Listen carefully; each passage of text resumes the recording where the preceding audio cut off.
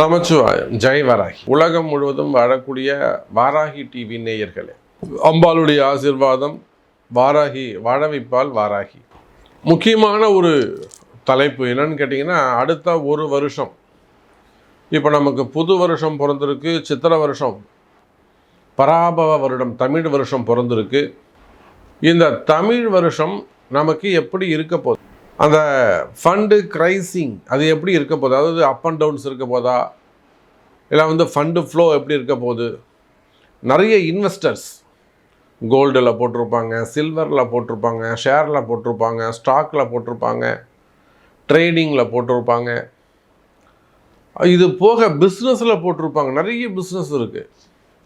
Export இம்போர்ட்லேருந்து, டிரான்ஸ்போர்ட்டேஷன்லேருந்து, ஹார்பர்லேருந்து, கண்ணுக்கு தெரியாமல் நிறைய இன்வெஸ்டிங் இருக்குது. நமக்கு தெரிஞ்சதெல்லாம் ஒரு 7-8 தான் நம்ம சொல்கிறோம். எக்ஸ்போர்ட் இம்போர்ட்டு, அப்புறம் அந்த share market, stock market, something 2-3 சொல்கிறோம்.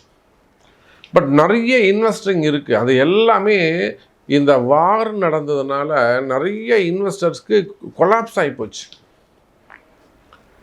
தலைகீழாக மாறிவிட்டது, டோட்டலாக டேமேஜ் ஆகிப்போச்சு. பெரிய பெரிய கம்பெனிகள் எல்லாம், தொழில் நிறுவனங்கள் எல்லாம் ஸ்தம்பிச்சு போய் நிற்குது, அப்படி ஸ்டக்காகி போய் நிற்குது. எனக்கு தெரிஞ்சு கிரக சூழ்நிலை அவ்வளோ ஒரு ஸ்ட்ரகிளிங்காக ஒரு பெரிய மாற்றத்தை ஏற்படுத்த என்னைக்கு இந்த வார் முடியும் அப்படின்னு எதிர்பார்க்க வேண்டிய சூழ்நிலையில் இருக்குது. இன்றைக்கி தேதி 8/4 ஏப்ரல் 8ஆம் தேதி இந்த ஷூட் நடக்குது. நான் மார்ச் மாதம் ஷூட் நடக்கும்போதே சொன்னேன், என்னுடைய 2 பதிவுகளுக்கு முன்னாடி போய் பார்த்தீங்கன்னா தெரியும், ஏப்ரல் மாதம் 14-16 தேதிக்குள் அல்லது 20ஆம் தேதிக்குள்ளே இந்த வார் முடிவடைஞ்சிரும், முடிவுக்கு வந்துடும், ரொம்ப நாள் நடக்காது அப்படின்னு சொன்னேன். இதை முன்கூட்டியே சொல்ல முடியுமா சார் அப்படின்னு கேட்டால், அதை சொல்கிறதுக்கு தானே ஜோசியம் இருக்குது, அதை கண்டுபிடிக்கிறதுக்கு தானே நாம் இருக்கோம். அப்போ வார் வந்ததை சொன்னீங்களா சார் அப்படின்னாக்கா, அதுவும் சொல்லப்பட்டது. நம்முடைய முன்னாடி பதிவில் ஓப்பனிங் போய் பாருங்கள். ஏன் நடந்ததுன்னா, சூரியன் எப்போ கும்பத்துக்கு வந்தாரோ, அதாவது மார்ச் மாதம் 14ஆம் தேதி வாரம் எப்போ ஸ்டார்ட் ஆச்சுன்னு நீங்கள் பார்த்து, மேபி ஒரு 7 days பிஃபோர் ஆர் ஆஃப்டர் இருக்கும், அவ்வளோதான். அப்போது பிறந்திருக்கக்கூடிய இந்த தமிழ் புத்தாண்டு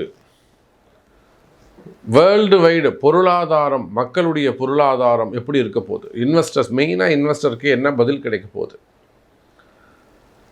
அவங்களுடைய ஃபண்டு ஃப்ளோ டிரான்சாக்ஷன் எப்படி இருக்க போகுது, ஜாப் வைஸ் அவங்களுக்கு எப்படி இருக்க போகுது, company factory wise, order wise அவங்களுக்கு எப்படி இருக்க போகுது, மெயினாக அவங்களுடைய உலக பொருளாதாரம், மக்களுடைய தனி மனித பொருளாதாரம் எப்படி இருக்க போகுது பார்க்கலாம் பாருங்கள். மீனராசி அன்பர்களே, இந்த ஃபினான்ஷியல் இயர் வருமானம் ஃபஸ்ட்டு ஒரு 6 மாதம் கஷ்டம்.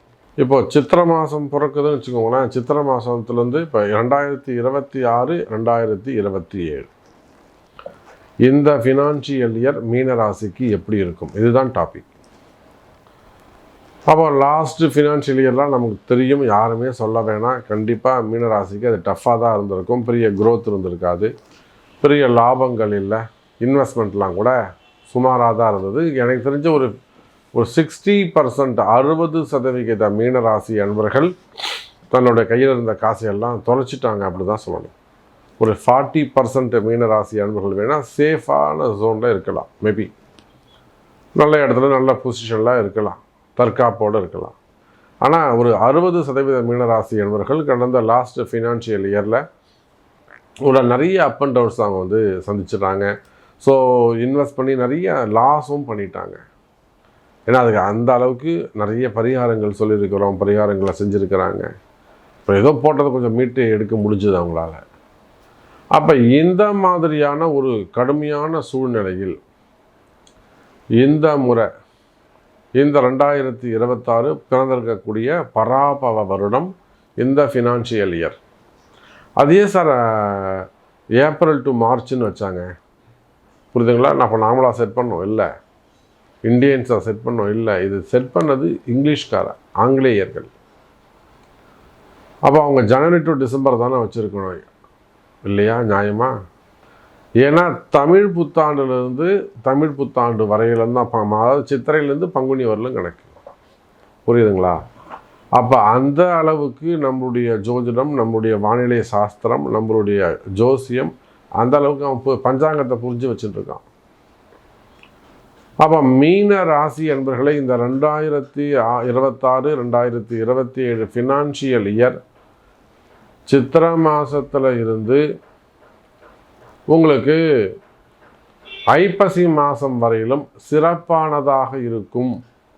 எப்போ? சித்திரையிலிருந்து ஐப்பசி வரையிலும். நான் இங்கிலீஷ் மாதம் சொல்ல மாட்டேன், நீங்கள் தமிழ் தானே, தமிழில் தெரிஞ்சுக்கோங்க. அப்புறம் கார்த்திகை மாதத்துலேருந்து பங்குனி மாதம் வரையிலும் ஆவரேஜாக போகும். அப்போ இதை 2 பார்ட்டாக பிரிச்சுக்கணும் நாம். புரியுதா? 2 பார்ட்டாக பிரிச்சுக்கணும். ஃபஸ்ட்டு பார்ட்டு, நீங்கள் எதையுமே செய்ய வேண்டாம், உங்களுடைய இன்வெஸ்ட்மெண்ட் எதுவாக இருந்தாலும் சரிதான்.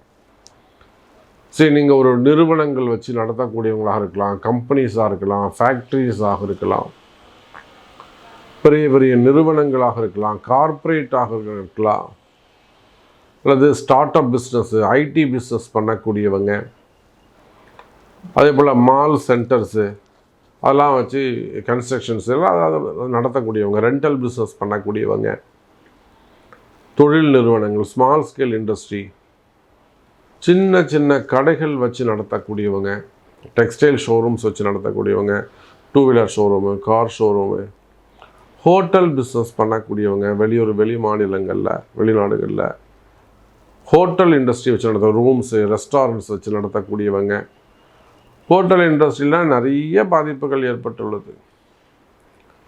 அப்போ கவலை வேண்டாம் எனதருமை மீன ராசி அன்பர்களே. நீங்கள் எந்த தொழில் செய்பவராக இருந்தாலும் சரிதான், ஹோட்டல் இண்டஸ்ட்ரியாக இருக்கலாம், ரூம்ஸாக இருக்கலாம், அதே சமயத்தில் டிஸ்ட்ரிபியூஷன்ஸ், மார்க்கெட்டிங்காக இருக்கலாம், டிஸ்ட்ரிபியூட்டராக இருக்கலாம், மெடிக்கல்ஸு, ஃபார்மா இண்டஸ்ட்ரி, ஹார்ட்வேர்ஸு, வீட்டுக்கு தேவையான அந்த ஹார்ட்வேர்ஸாக இருக்கலாம், டைல் ஷோரூமாக இருக்கலாம். அப்போ சின்ன சின்ன நிறுவனங்கள், கடைகள் வச்சு நடத்தக்கூடியவங்க, பெரிய அளவில் அதை ஒரு பிரான்ச்சஸாக எடுத்து பெரிய அளவில் இன்வெஸ்ட் பண்ணி செய்யக்கூடியவங்க, வுட்டு நிறுவனங்கள், ப்ளைவுட்ஸு, அந்த மாதிரியெல்லாம், அதே போல் எலக்ட்ரிக்கல்ஸு, எலக்ட்ரானிக்ஸு, ஹோம் அப்ளையன்சஸ்ஸு. அப்போ நீங்கள் எந்த தொழில் செய்பவராக இருந்தாலும் சரி தான். அதே போல் வெளிநாடுகளில் பிஸ்னஸ் பண்ணக்கூடியவங்க, எக்ஸ்போர்ட் இம்போர்ட்டு, டிரான்ஸ்போர்ட்டு, லாஜிஸ்டிக்கு, இந்த மாதிரியான பிஸ்னஸ் பண்ணக்கூடியவங்க, அதே போல் share market, stock market, gold market, silver market, இதிலெல்லாம் இன்வெஸ்ட் பண்ணக்கூடியவங்க, கிரிப்டோ கரன்சி, அப்புறம் ஆன்லைன் பிஸ்னஸ் பண்ணக்கூடியவங்க. அப்போ இந்த மாதிரி நிறைய தொழில் அமைப்புகள். நீங்கள் எந்த தொழில் செய்பவராக இருந்தாலும் கவலை வேண்டாம் எனதருமை மீன ராசி அன்பர்களே. இந்த ஃபினான்ஷியல் இயர் உங்களுக்கு கை கொடுக்கும், வளர்ச்சியை கொடுக்கும், நல்ல முன்னேற்றம் இருக்கும். அதே போல் வேலைக்கு போகக்கூடியவங்க, வெளிநாடுகளை US, UK, அமெரிக்கா போன்ற நாடுகளில் இருக்கக்கூடியவங்க, அல்லது Singapore, Malaysia, German, Russia, Japan, அல்லது இது போல் UAE, இப்போ போர் நடந்திருக்கு இல்லையா?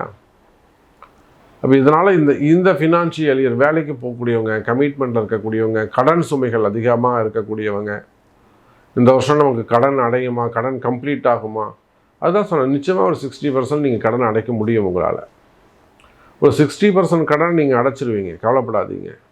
இன்னும் கொஞ்சம் சிக்கனமாக இருக்கணும். இந்த கடனை விட்டு நான் வெளியில் வருவேனா சாமி, கவலையே படாதீங்க. மீனராசி என்பதில் கடன் சுமைகள் அடையும். அப்போ மீனராசி என்பர்களே, இந்த 2026 2027 உங்களுக்கு இந்த ஃபினான்ஷியல் இயர் வெற்றியை தரக்கூடியதாக அமைகிறது. ஃபஸ்ட்டு ஒரு 6 மாதம் சிறப்பானதாக இருக்கும், பின்னாடி வரக்கூடிய ஒரு 6 மாதம் கவனமுடையதாக இருக்கும். அப்போ ஸ்பெசிஃபிக்காக நான் இந்த ஊரில் இருக்கிற சாமி, இந்த மாநிலத்தில் இருக்கிற சாமி, இந்த நாட்டில் இருக்கிறேன், எனக்கு இந்த ஃபினான்ஷியல் இயர் எப்படி இருக்குன்னு சொல்லுங்கள் அப்படின்னு கேட்பீர்களேயானால் அதுக்கு உங்கள் பிறப்பு ஜாதகம் முக்கியம். பிறப்பு ஜாதகத்தை கொண்டு தெரிந்து கொள்ளுங்கள் மீனராசி அன்பர்களே.